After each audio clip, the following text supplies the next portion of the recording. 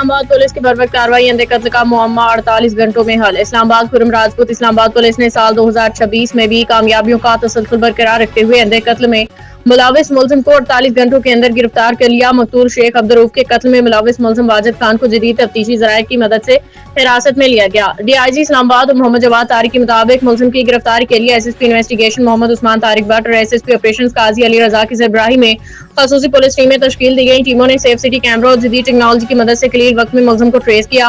Police کے مطابق ملزم واجد خان گزشتہ 3 سال سے ایف-10 میں واقع المصطفیٰ ٹاور میں بطور سیکورٹی گارڈ اور مقتول کا خانسامہ کا کام کر رہا تھا۔ ابتدائی تفتیش میں ملزم کے مقتول کے ساتھ ذاتی تحفظات سامنے آئے ہیں۔ مزید تفتیش جاری ہے۔